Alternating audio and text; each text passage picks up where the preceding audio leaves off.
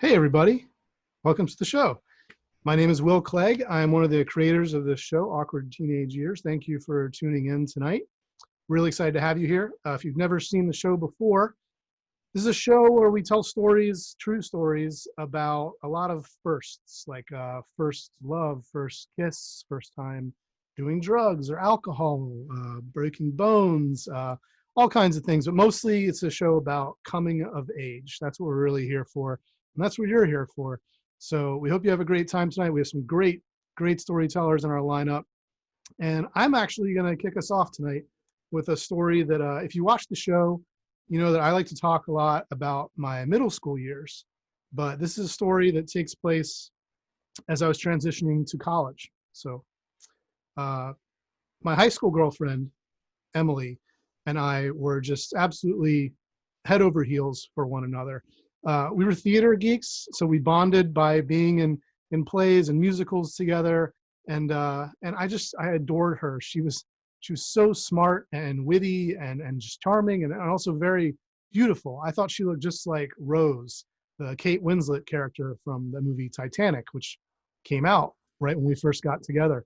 And we were together for 2 years. And it was just, we had our ups and our downs and everything, but it was bliss. And I thought, she was the one. She was the one I was going to spend the rest of my life with. And maybe this is because my parents were high school sweethearts. I don't know. But I felt really good about it, even though we decided to go to colleges not so close together. She was going to go to the University of Virginia in Charlottesville, and I was coming to Manhattan for college. That's a pretty big distance between us, but I knew we were going to make it.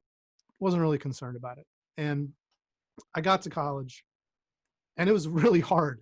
Like not just socially, but like academically, it was really, really a lot tougher than I thought it was going to be. It was kind of overwhelming, actually. Like I all of a sudden had to read 1,000 pages a week, all these discussions in class where felt like they were going right over my head. And it was a really difficult transition. And so my academic work was taking like all of my time. And Emily, well, she was rushing a sorority. She was really into Greek life down there. And so that was taking all of her time. And this is before cell phones. This is 1998. So in order to talk to each other, like we both had to be physically in our dorm rooms at our phones on our landlines to talk. And that was like very rare for that to happen. So the connection started to fizz a little bit. And that was really distressing. So I made a plan to go visit her in Virginia in November. And I thought if I can just, if I can get through these next couple months to November, we'll have a great time then. Then we'll be back in Charlotte, where we're from, to connect over the winter break. And we'll figure out how to make this work for the next 3.5 years. And so we're talking on the phone one night, and Emily tells me that she's made what she calls a little mistake. A little mistake means that she had gone out drinking and she'd kissed another guy. So to me, this qualifies as like a huge fucking mistake, right? Not a little mistake. But I let it go because she swears up and down that it means absolutely nothing. She's not interested in this guy. She's only interested in being with me. And it's never going to happen again. It does happen again 2 weeks later. Then it happens a third time, just a week after that. And now it's like, all right, this relationship is in peril, right? It's only October and she's already kissed 3 different guys. Like what's happening? So I changed my plane ticket. I decided I'm going to fly down this weekend and see her and try to resurrect this. And I get to Charlottesville. I take a cab from the airport to her dorm, and I'm so excited to see her. And when I get there, I can just see that she is not as excited to see me. She introduces me to her friends and her roommates, but she doesn't call me her boyfriend. She just calls me Will. And that's cold and it kind of stings. But I figure, all right, we'll go out tonight. We'll clear the air. We're going to figure this out. We always have. But she doesn't want to go on like a date with me that night. She wants to go to a fraternity party. Now, as a theater kid, fraternity parties are where the enemies are. Those are not our people. These are jocks. These are the popular kids, the ones who bully us for being theater kids. but she tells me it's nothing like what I've seen on TV or in the movies. And if I just give it a chance, I'll really enjoy it. So, okay, I'll give it a shot. And so we walk up to this house, this old dilapidated house. We can't even go in through the front door. We got to go in through the basement, and the basement is filthy. And there's a lot of dudes, and there's warm kegs of light beer, and it stinks. And I think, you know what? This actually is exactly how I picture it from movies and TV, and it sucks. But she really wants to be there, so we're gonna hang out for a little while. And then I look across the room and I see my friend Clay, who I'd gone to high school with, and this is such a relief to see a friendly face. So I go over and I start catching up with him, and as we're talking, the party's starting to fill in a little bit. It's getting pretty crowded and sweaty in this basement. And then Clay tells me he's got to go. He's got to make his way to another party. And I look around and Emily is just nowhere to be seen.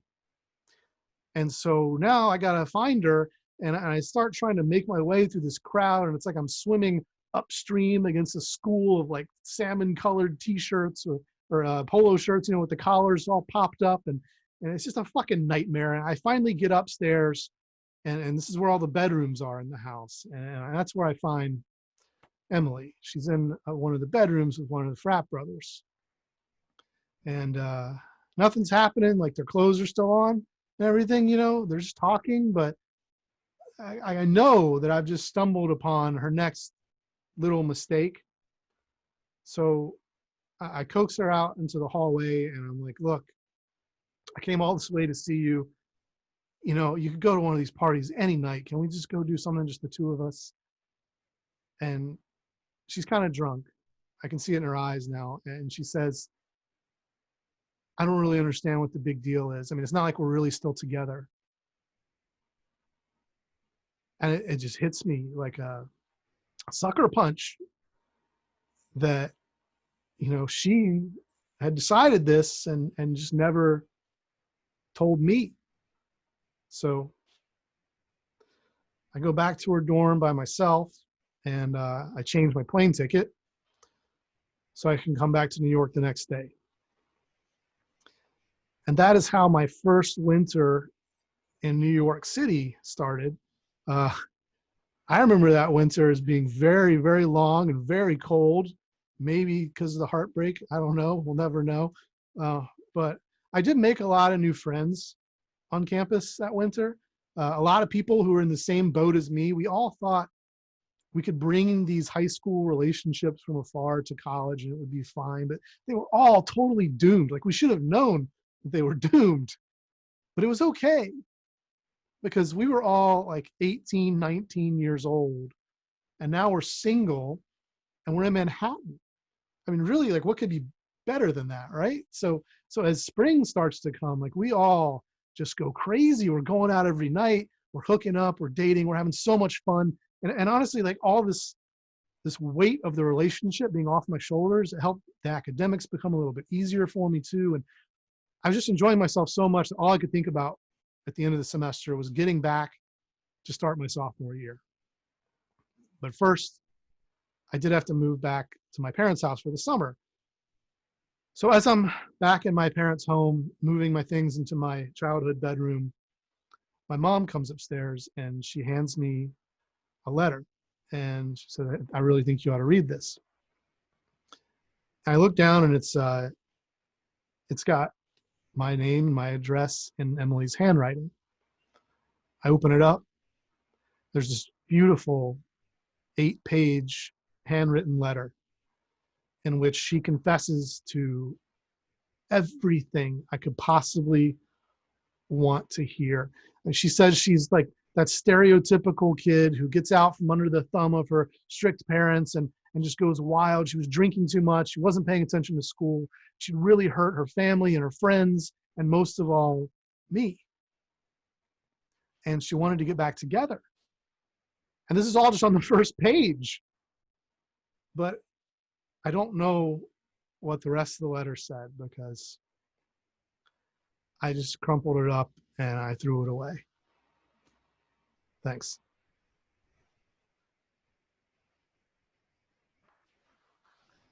Oh man, I haven't told that one in a while. We're a laugh a minute here at Awkward Teenage Years.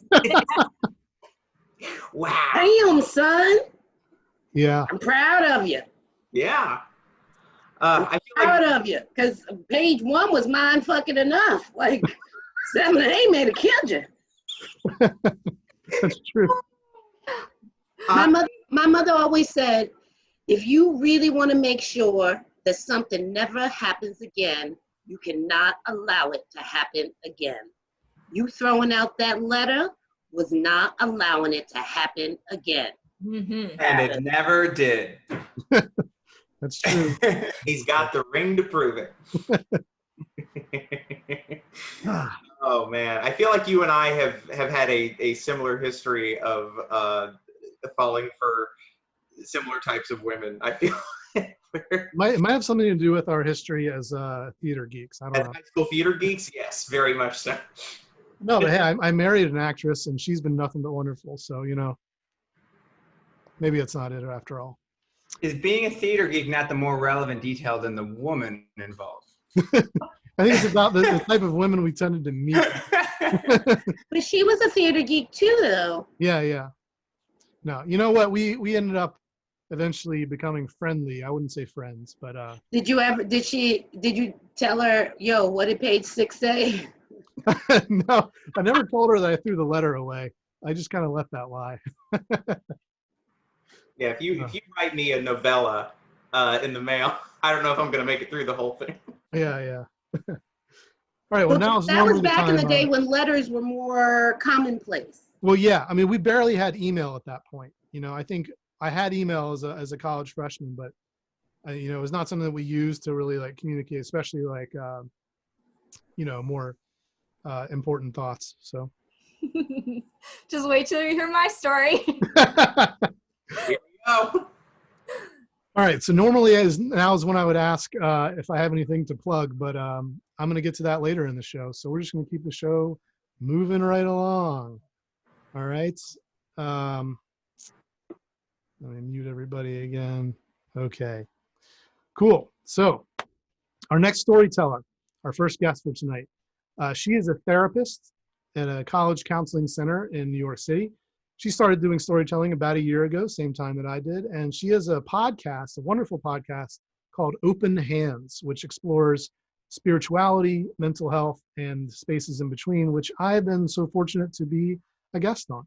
So please welcome to our virtual stage, Sarah Nickerson. Hello. Okay. So I grew up in a very religious home. Both of my parents were Christian, which basically meant that we just had a lot of pictures of Jesus like all around our house. And it was white Jesus, so he looked like very benevolent, but somehow very disappointed in you at the same time. We had like Jesus in his his manger. We had naked Jesus on the cross. Like Jesus was like in all the rooms, like bathroom, living room. And I even had a poster of hot Jesus in my bedroom. He had like long blonde hair and these like bright blue eyes, and he looked like Fabio.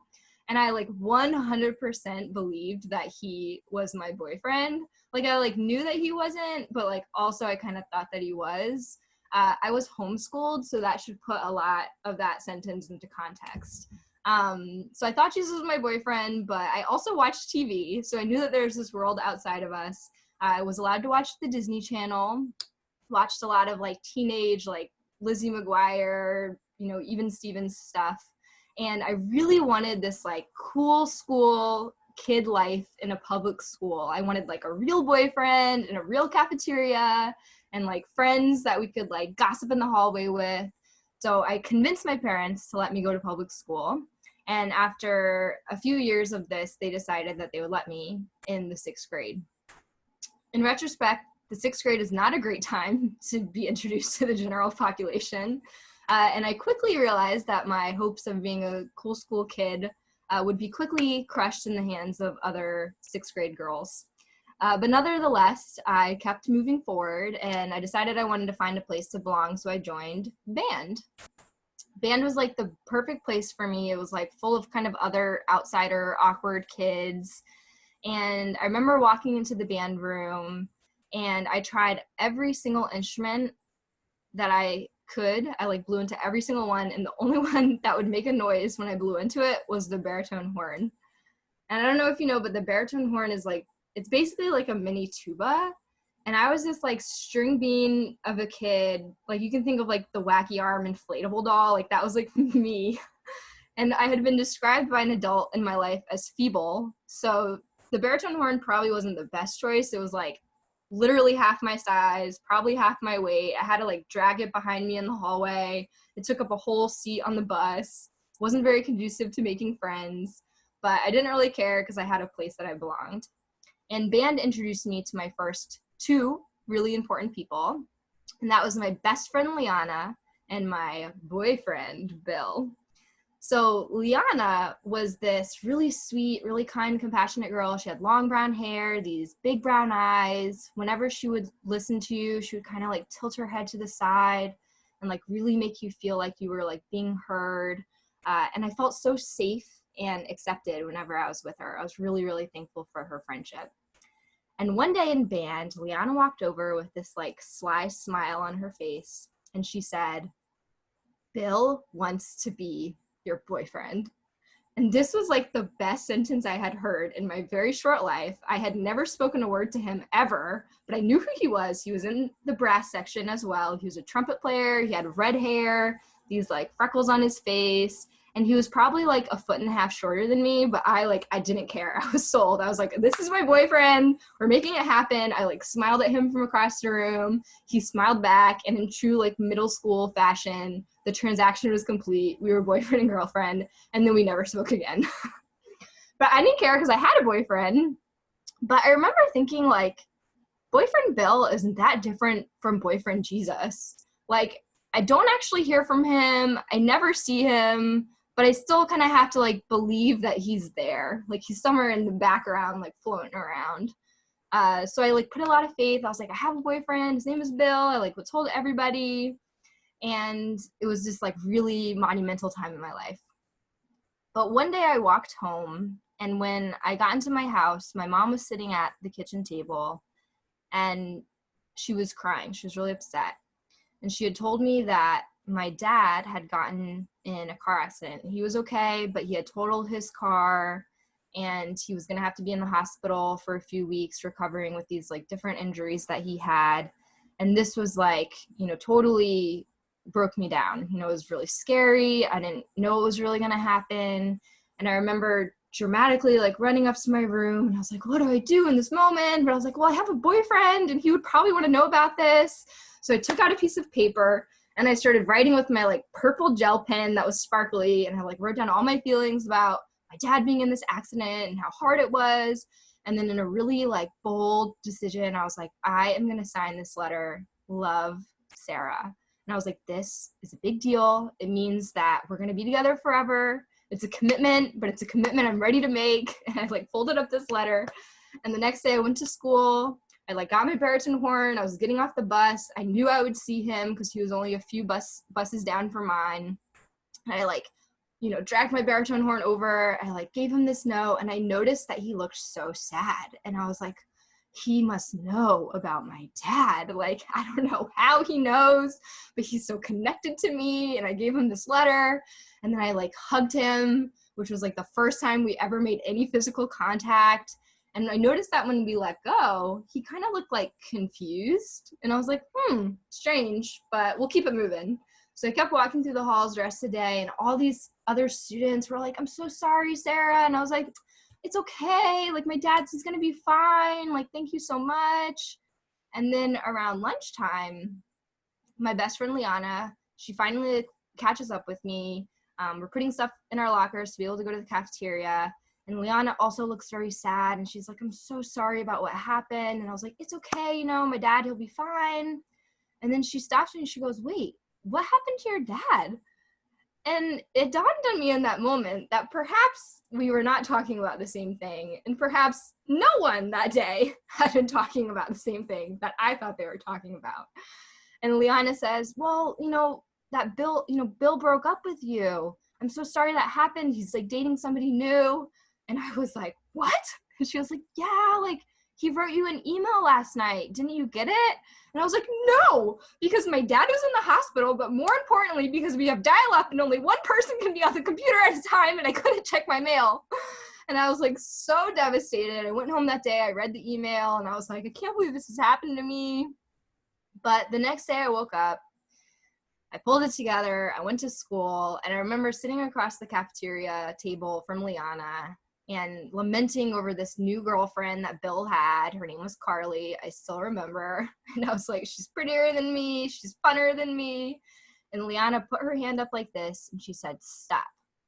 That girl is a full-on Monet, which I didn't understand, but apparently was a reference from the movie Clueless, which meant she was like really pretty far away, but really ugly up close, like a Monet painting. She was a really good friend. And in that moment, I realized that maybe I didn't need boyfriend Bill. I probably didn't need boyfriend Jesus, but what I did need was a best friend, and I had found that in Liana. Thanks. Wow. Hey, go girl. We have a very similar background, it turns out. I have heard. Will had told me that, so we'll have to connect sometime. I was in middle school band too. Hey! Nice! Brat section. Played the clarinet until I saw a video of what we looked like counting 4 time with our feet. I thought it was so humiliating. I never played again. Yes. Yes. That was awesome. Your belief in the face of clear information, of, like you, like me, when things don't match up to what you have in your head, you just tell yourself another story. I really did. Lovely and delightful. Yeah. Oh, and I can relate to a poorly timed dialogue message myself. Are you still friends with Liana? Yeah, I actually just reached out to her recently because I had told another story about her at the Moth. And we were like laughing about all these things, and yeah, she's a good friend. Nice. Well, thanks for sharing, Sarah. Do you have anything that you would like to plug or talk about? Nope, just open hands. If you ever feel like you want to come on my podcast and talk about something relating to spirituality or mental health, let me know. We're doing everything online, so always looking. What's the Instagram handle there for the podcast? It's Open Hands Podcast. Okay, Anastasia will put that in the Twitch chat there for us. Cool. And I know God was Jesus was your boyfriend, but God was my imaginary friend. Yes. Because I didn't get it. I just thought, oh, an imaginary friend is just somebody you couldn't see, but you believed it. And to me, that was God. So God was my imaginary friend. And like, I used to have a joke with him saying like, really, God, sandals again? Come on. Like, it was just a mess. So, yeah. I love that. And I went to public school, so. That's cute. It's retarded, but whatever. All right. Thanks, Sarah. Yeah. All right. We're going to keep the show moving along here. All right. So this is the time in the show when, if I can spotlight the right person, when we like to talk a little bit about a couple of organizations that mean a lot to us. So the show is free. As you know, we don't charge anything for tickets or anything like that. We offer free to the public. So we would like for you to maybe consider taking some of your money, if you're able to do so, and donating it to one of these two theaters that really mean a lot to us. The first is more of an organization, I guess, Frigid New York. Frigid puts on the Frigid Festival every year. They operate two theaters in New York called the Crane Theater and the Under St. Mark's Theater. Frigid Festival is where we got our start. It's a great little incubator for independent theater in New York City. And we love them, and we just, we'd love for them to survive this pandemic. So some ways that you can help them out. If you go to frigid.nyc/donations, they have several ways to donate there. You could become a patron at patreon.com/Frigid New York. Anastasia, Grant, and I are all patrons of Frigid New York. You can follow them on social media at Frigid New York, or just visit their website. They're also doing virtual shows all the time, frigid.nyc. The other is the Magnet Theater. The Magnet Theater is where many of us here tonight learned storytelling in the classes that were taught by Adam Wade. They're also doing virtual shows right now at twitch.tv/The Magnet Theater. They're at Magnet Theater on social media, and you can donate to them by going to magnettheater.com and clicking on the virtual shows banner. It's a great little theater in Chelsea that they also do improv and sketch comedy. My wife is on one of the house sketch teams there. In addition to storytelling, musical improv, all kinds of great stuff. Please check them out. Okay, keeping the show rolling now. Our next storyteller. He is a San Francisco Moth Grand Slam champion. He's also a middle school teacher who hears meandering tales of drama and intrigue every day from his students. And he is somebody that I was fortunate enough to share the stage with on a show called Bodies of Stories, hosted by our friend Brune Smith. And we're really excited to have him here today. Please welcome David Rodriguez. Yeah. Thank you. Thank you very much. I appreciate that, Will. It's good to see you again. So I was raped when I was 8. It's a pretty awkward beginning. It feels awkward for me. And if it feels awkward for you too, that's okay. It's just kind of the way it is. You can feel awkward. Luckily, you're not here with me, so I don't have to watch you be awkward. You're just awkward virtually. And I can pretend, I can forget about you and your awkward experience, which is usually top of mind for me when I share this. And, you know, it's safe to say that when you get raped when you're 8, it's pretty confusing, probably at any age. When you're 8, though, you know, you're pretty alone with it, and you don't really have any narrative to connect that experience to, and it doesn't really occur to you. And I don't know that I've ever met someone for whom this isn't the case, to tell anybody. Like, that's not even something you think about. At least not something I even thought about. It wasn't even on the table. So you're just trying to figure it out. And the first place where I really started to figure this experience out was at church. And this church was called the Oprah Winfrey Show. And she was, you know, doing her show, and, you know, this deity. And she was talking to a sex offender who was drawing a straight line to his experience of being raped at a similar age to me to becoming a sex offender. So as painful as it was, you know, it was like a narrative that kind of made sense to me. You know, I just want you guys for a second here to like kind of close your eyes and imagine going through life having your trauma triggered every time you see Oprah. You know, like, she's not doing me any favors with that fucking magazine. You know, like, her face is everywhere all the time. But, you know, after that Oprah Winfrey moment, there's some, like, one saving grace of having that experience when you're so young is that, you know, beyond Oprah Winfrey Show, rape isn't something that comes up on a regular basis when you're that age. You just get to kind of not think about it, let your id lay the groundwork for a lifetime of struggle and mental health issues that will come up much later, and just kind of enjoy your childhood. But then when you hit middle school, people start talking about sex. Or rather, I should say, they start talking about what they think sex is. And you start to have friends, you know, talking about what they've done, with whom. And this experience was complicated by the fact that inconvenient narrative detail that I was again raped when I was 12. And this time over the course of a couple of years. And, you know, and making it even more confusing that this is happening at the same time that my friends and social people around middle school are starting to talk about sex is the fact that, you know, like, people manipulate you into thinking it's consensual.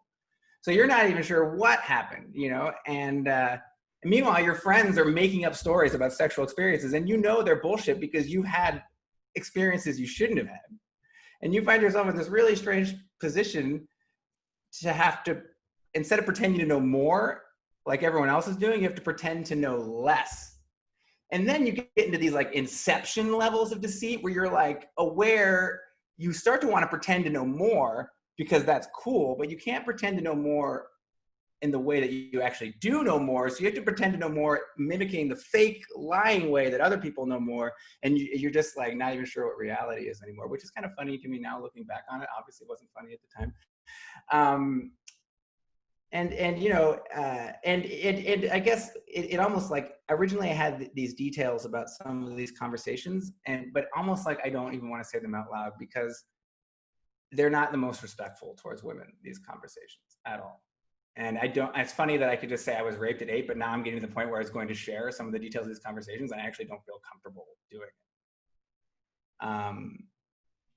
But there is a really critical disrespectful to women story coming up that I will tell, or else the whole story will fall apart. But I'm sure you can all kind of imagine some of the things that get said as people are pretending to know more about sex than they actually do, and pretending to talk about their conquests and things like that. But eventually I got a group of friends. I got older, and my high school friends were a little bit more respectful, like conversations were a little bit more advanced, but still very unknowledgeable.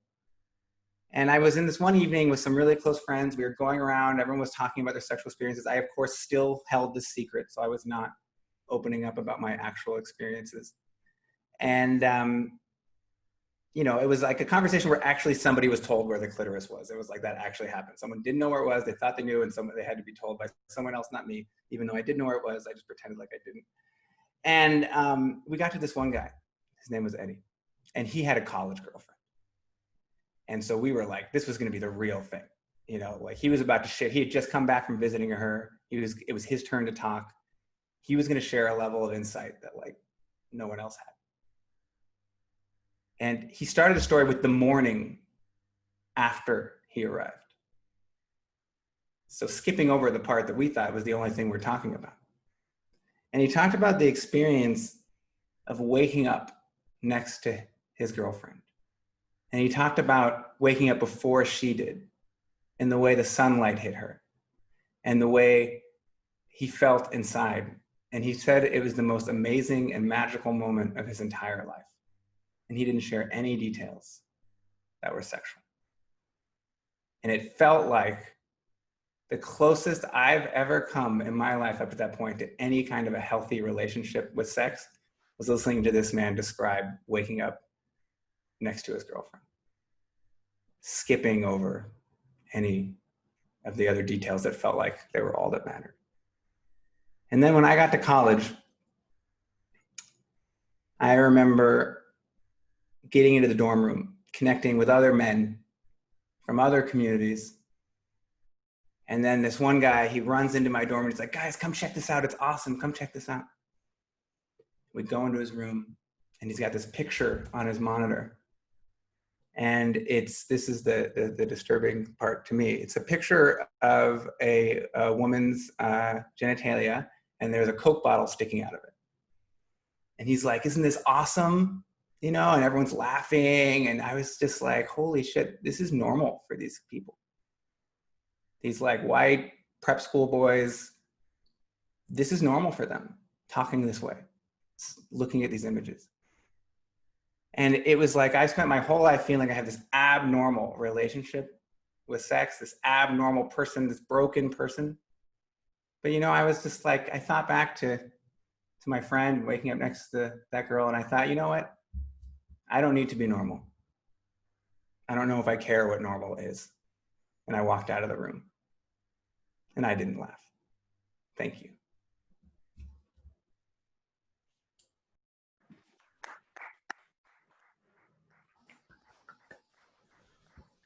Oh, wow. That was very powerful. Yeah. Thank you. Very, very brave experience to share. I appreciate that. I appreciate you. I appreciate you, David. And we don't just share hair details, bruh. Don't just share hair details. Yeah. I mean, I've recently started telling stories of this topic. I've never told one like that. They're always that was a heavy story, obviously, but it's the least heavy of the stories I've told on that topic. So it felt good to share that with you guys and to try think of the experience as an adolescent instead of as an adult who's kind of, gone into therapy since then and all that kind of stuff, and telling it from that perspective, really thinking about the 12-year-old or the 15-year-old or the 18-year-old, in the middle of that experience was a nice opportunity that I appreciated. I really like the message at the end, just about, what's normal and abnormal. And we talk about that sometimes, the three of us around the show in particular, actually. And that's just a really important thing to keep in mind. Yeah. I also thought it was really cool in your story, the way you talked about your 8-year-old mind and or not even the 8-year-old, the middle school mind, where like the perceptions of truth having to dumb down your actual intimate knowledge in order to appear to have the fake knowledge and feed into that, and just like how to make that puzzle work. That was very, very, very well crafted.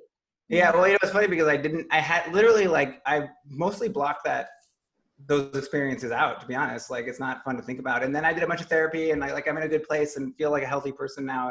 But I didn't necessarily go back and think, let me think about those initial. So it was kind of an interesting exercise. Like that's a recent insight, like just preparing for the show to think about those conversations. Thanks for including us as a part of that process. You're welcome. Thank you. So David, do you have anything that you want to plug or talk about? Any projects you're working on? Any shows coming up? I teach a storytelling class. I just finished a round, and I will probably do it again shortly. And generally, I guess I just give out my email because I don't think, for me, social media isn't a super healthy thing. So I've resisted. So I can put my email in the Twitch chat, and if anyone wants to email me about storytelling class, I'll respond. Nice. Okay, great. All right, thanks again for sharing. All right, I'm gonna keep this show moving right along. All right, next storyteller. Our next storyteller is somebody who I have been lucky enough to perform with a few times, actually, live at the Moth, as well as on the show Unreeling as a part of the 24-hour storytelling fest that we did back in June. Really excited to have her here today. She wanted to tell you that her mom always said that everyone has a story to tell. Please welcome Valarie Walker. So growing up mixed race, in my case, Black and Cuban, can be challenging on its own. However, growing up mixed race when your siblings are not, in predominantly white Staten Island, poses more than a few challenges. Let's just take hair as an example. So I have what has been historically called, but we now know is very racially loaded, good hair. This means that my Black people hair has some qualities that could be associated with the smoother, more flaxen hair of, say, Caucasians. Essentially, it means that I can jump into a pool or be in a spontaneous rain shower without fear of too much transformation of my hair. So I was born in the Bronx and raised there initially by my Black mom, who had roots deep in the South. And with 3 daughters and a son, I learned very early on that my hair was my crowning glory. And so in order to keep that legacy alive, every Saturday that we could afford it, my mother would traipse us off to Miss Ruth's hair salon, where she would transform us, style, press, do whatever she needed to do, and provide us with lovely dues for Sunday services the next day. So we would wait in the sweltering heat with the lovely stench of burnt hair that had a little essence of Black hair care products while we waited for our turn. I would climb in the chair, I would get my hair done, which wouldn't take super long. I would get it pressed and then orchestrated into these beautiful and perfect ringlets. And my mother would put sparkly barrettes in that she'd brought from home. And then I would grab an activity book, climb into a barber chair and wait for my sisters to get their hair done. And their hair was a little coarser, so it took a little bit more time. Then we would go home. By the time we got home, my rebellious hair was already fighting and beginning to bend where it should be straight. But my mother had the solution. She would just grab hair gel, hair grease, and water and really articulate that baby hair shine.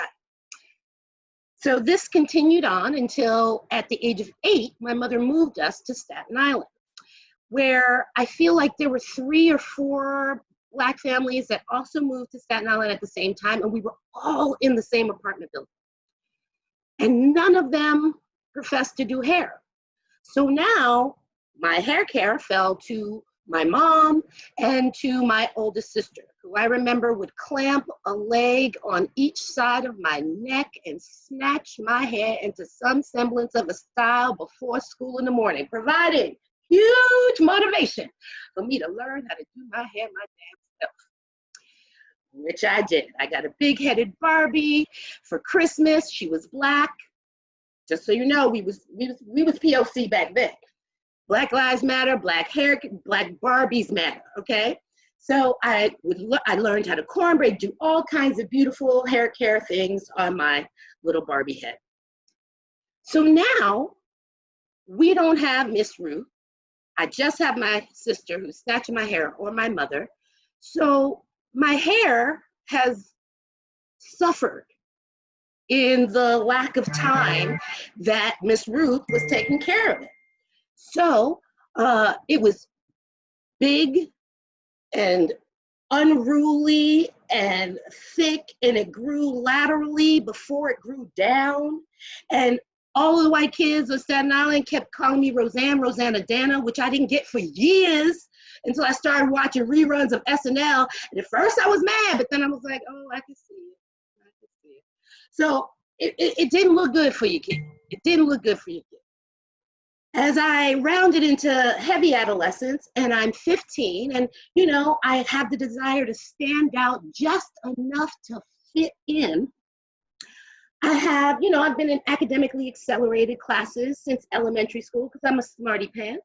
And so I had a fair amount of white friends. So I remember I'd go over to my friend Maggie's house one day, and her mother said, just to hang out, and her mother said that she had made Maggie an appointment at the salon where she got her hair cut, called New York, New York. So I went with her just for the experience. And while there, she convinced me to get my hair cut, just to trim. Now, I knew deep in my soul that I needed to wait and make an appointment at Miss Ruth's salon that had broken out in the time that I'd been there in Staten Island, but I couldn't tell you why. I mean, it seemed reasonable to me because I'd seen white women in Miss Ruth's salon getting their hair done. So in my head, I thought, well, maybe black stylists and white stylists go to the same school. You know, it's hair care cut in college, right? So I said, maybe they could do it. So I sit down in the chair to get my hair trimmed by this white woman. Lord, was I wrong. The very first snip, I knew it was awry because she was cutting my hair dry, which you never do to curly hair. Yet once the process had started, I felt I had to see it through. I look like a mushroom, like dead ass, a human mushroom. And I could barely keep my tears away while I paid the woman, which I thought was the bigger crime, actually paying for that shit. And my friend, my white friend Maggie even knew because she didn't say anything. All she did was kept patting my arm like, there. I went home, washed my hair. It was even worse because once it was wet, now the uneven patches from the dry cut became more apparent. I used every hair care product we had at home to try to stretch it, bend it, twist it, make it something that looked better than what it was. Finally had to concede defeat and threw that bad boy into some corn braids and call it a night. Now my mother raised me to never let them see you sweat. So the next day I went to school with right, exactly, David, I'm sweating now. I went to school with what I hoped was some cornbraid love confidants. You know what I'm saying? Like, baby, you need to get you some corn braids because this is just the fly look. No, I don't look like a mushroom. No, that's just an illusion of the light and the smoke in the mirror. Somehow I got through that year or the rest of that time. I kept my hair in braids even after it began to grow back. When I was 16, my friends threw me a surprise party. It was humid that day and rainy, and even though my hair was longer and back to its more sense of self, I was like, nah, I'm not gonna go out there and look crazy with like a fro on top of a side fro with a part that's like doing something else. So I braided it up. I'd go to this party, but it was just a party. I didn't know it was for me. I'd get there, everybody's like, surprise, and it was just the sweetest thing. I got a boyfriend that year, even though I'm a lesbian, so it really is not so ultimately meaningful. But I got a boyfriend that year. All these good things. I was the lead in the school play. My character wore braids. It was fabulous. No, so in essence, even though I had that very meaningful moment of like, across braids, across that, like, what? It didn't hold me back, because I learned in that process that I was my crown and glory, not my hair, right? But later, a few years later, when I graduated high school, I was late to my graduation because I was running from Miss Ruth's hair salon. Why? Because even though I recognize that I am my crown and glory, a good hairstyle ain't never hurt nobody. Thank you.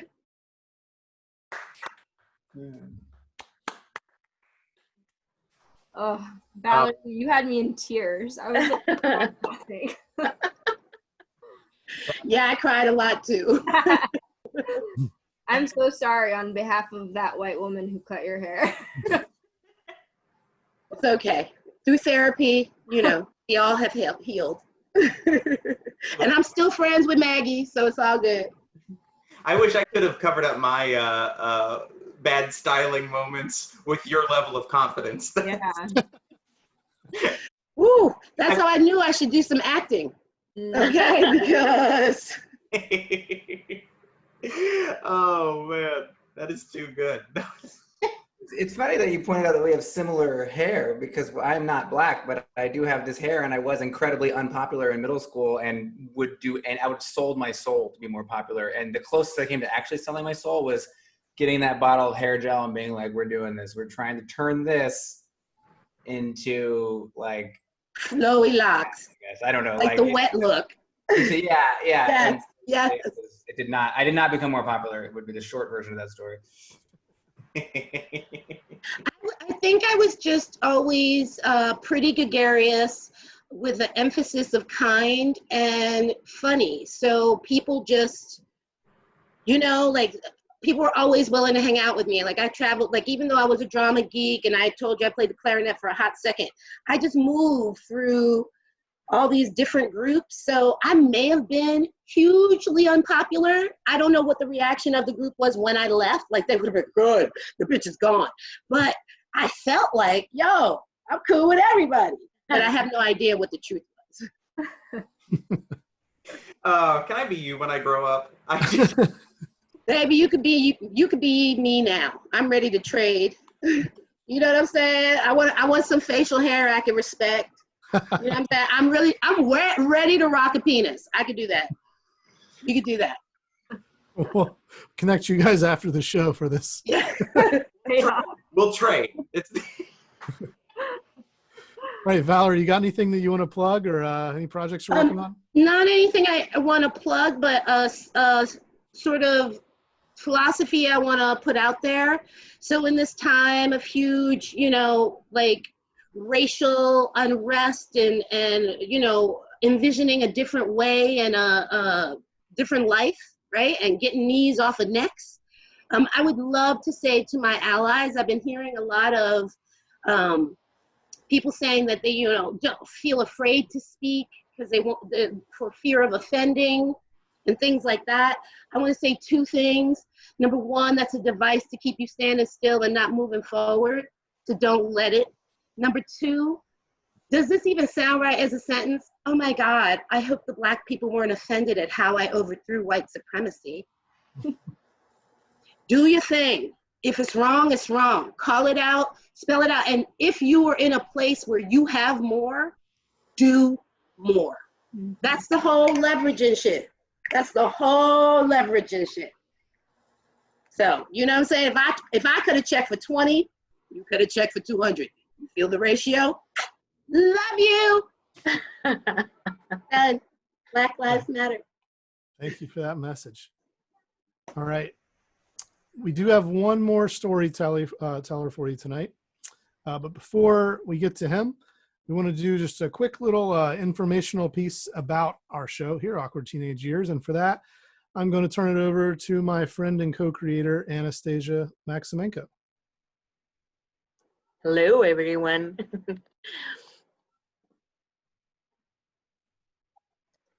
Okay, friends and family, hello. We are Awkward Teenage Years. I'm repeating myself again. And you can find us on the Facebook, Instagram at Awkward Teenage Years, and just follow us, please. Also, please email us your any stories, because everyone went through the awkward teenage years phase. I know for sure that you have a story. That is why you have to be on our show. So email us at awkwardteenageyears@gmail.com, and we're gonna have you on our amazing show. Also, after the end of this amazing event, we're gonna have our this show stay on the Twitch for a few hours. But afterwards, if you want to see it again, or if you want to see all our shows so far, you can go to YouTube and just search Awkward Teenage Years, and there you can see all our episodes with many stories, interesting stories. So yeah, find us, subscribe, like, and ring the bell. Okay.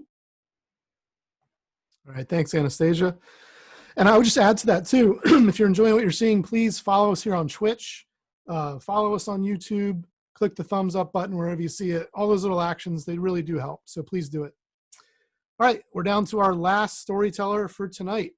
And he's somebody who you've seen a bunch of times if you watch this show. The OG fans of the show might know him as Barf. He's been seen at Adam Wade's storytelling series. You've seen him at The Moth. You've seen him at Nights of Our Lives. He's also got his own solo show called A Public-Private Prayer, which once this pandemic is all over, he'll be bringing to a theater, hopefully somewhere near you sometime soon. Please welcome Grant Bowen. Hey, thank you so much, Will. Hey, everybody. Thank you all for watching. I'll give you some incentive to go to the YouTube channel. This story is kind of a semi-sequel to a story I told on a show back in May. So if you're interested, look it up. But so it's my sophomore year of high school. We did this big spring musical production of Grease, and we had so much fun. I got cast in the lead role of Danny Zuko, and I developed a little bit of a crush on the girl who played Sandy. And we went out on a date, and I was just so certain it was going to work out, and it did not. She just did not like me back the way I liked her. See, I was kind of a late bloomer when it came to dating, so here I am, 16 years old. I've never had a girlfriend, never even been kissed. And now my Sandy is just joining the now longer line of girls who just don't reciprocate my feelings. So one day after that show wrapped up, I'm just pouring my heart out to my friend Lisa about getting rejected again. And Lisa stops me at one point and goes, "Wait, Grant, you know that Emmy has liked you this entire time, right?" And I'm like, Emmy? See, Emmy was a freshman that year. She had only been around for about a year at that point. I didn't really know her that well. We were in choir together, and I knew we were both theater kids. She was in Grease with me. In fact, she was in the ensemble. The poor girl had been in the background the entire time. And so I was like, Emmy, are you sure? And Lisa was like, yes, Grant, she won't shut up about it. And that's when I found out that Emmy had been telling people how she thought I was cute, and how she was lamenting that I was pursuing things with this other girl. And even to the point, she had developed a code with her friends so that they could talk about me in front of me. And I'm like, a code? What are you talking about? And Lisa says, Grant, you know how she likes that Phantom of the Opera movie with Gerard Butler? I'm like, yeah. She goes, you know how she keeps talking about how she likes Gerard?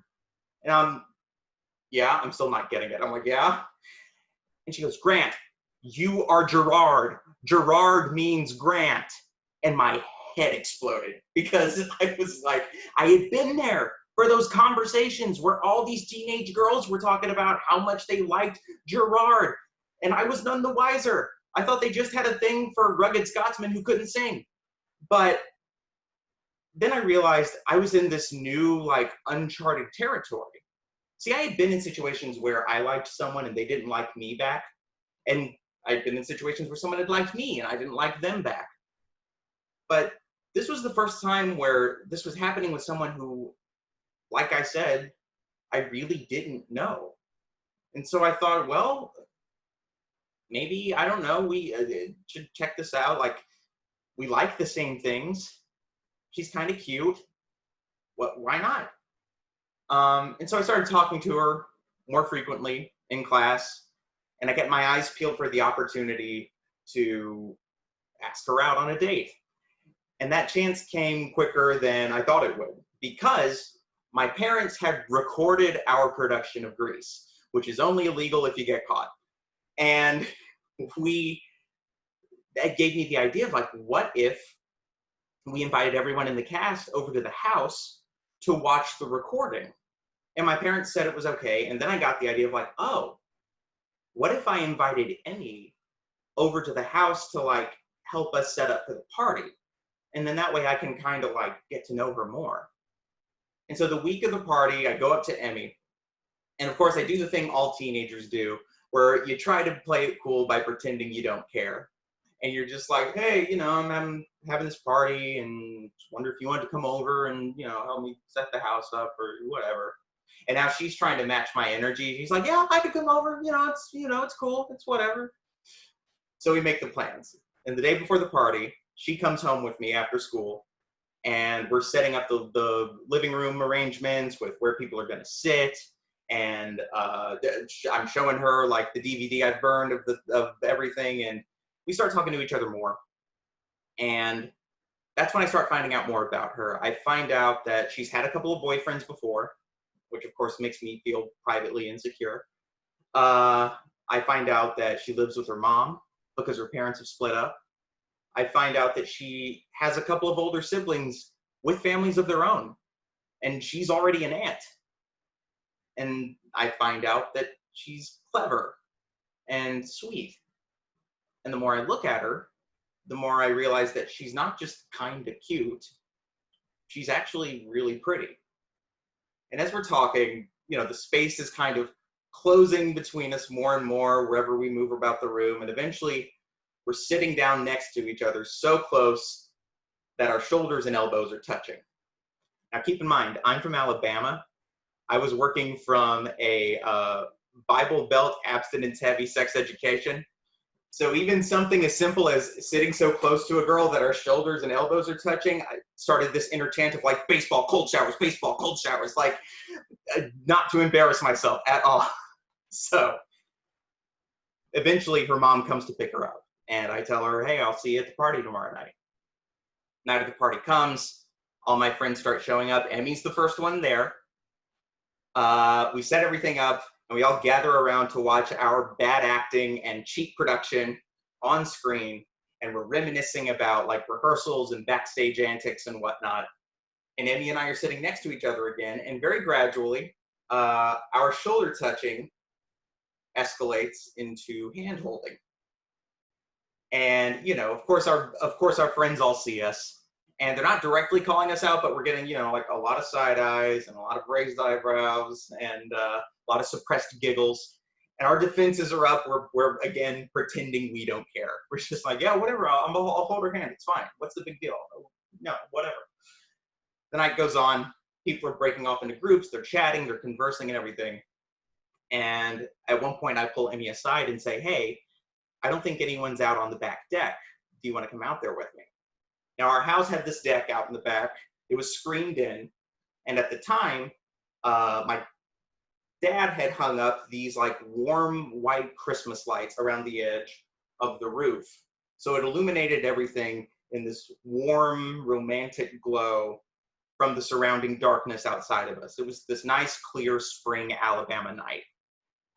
And we both sit down next to each other on the patio furniture, We're holding hands, our heads are leaning against each other. We're just kind of quietly talking.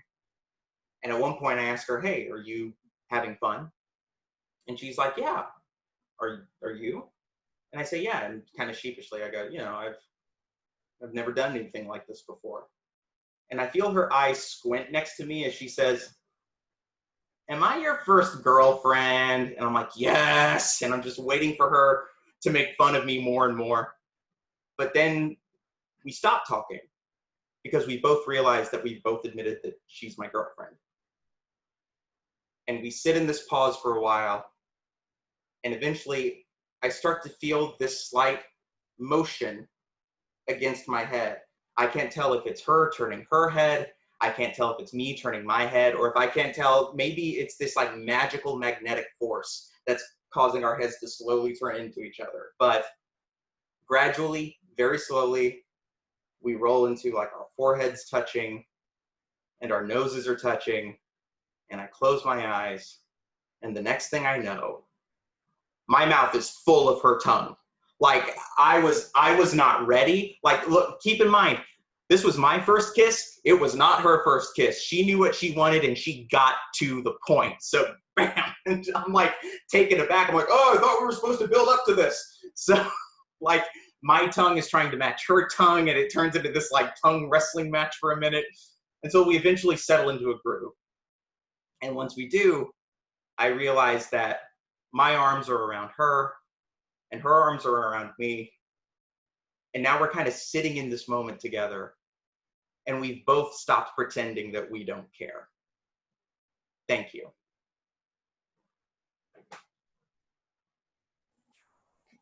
Grant, you got to leave enough room for the Holy Spirit. Ah! I would say there's a recurring theme of Yo, those forehead kisses come right in handy with COVID. Mhm. it's It was very romantic. I see a lot of foreheads getting together now. it's You're reaching out. my girlfriend and I now, we're like, we'll be out and about together with our masks on, and we'll both just like impulsively like kiss through the mask. We're like, what are we doing? What are we doing? This is going nowhere, right? Oh man. Oh, That was awesome. thank you so much. Grant, anything else you want to plug or talk about? I mean, I'm taking it day by day, working from home. I mean, I can plug the IKEA furniture we just finished, so that's a plus. But other than that, no, just hanging out and doing this with you guys. All right. Well, that's our show, folks. I just want to give a big thank you to everybody again for performing with us. Sarah, David, Valarie, Grant, and Anastasia, as always. And we are taking a little summer vacation now, so I think we're going to take the month of August off. We'll be back with some shows at some point soon. And please, again, if you have a story that you'd like to tell on the show sometime, send us an email, awkwardteenageyears@gmail.com. We're always looking for new pitches. So thanks again for watching, and stay safe out there. Bye, everybody.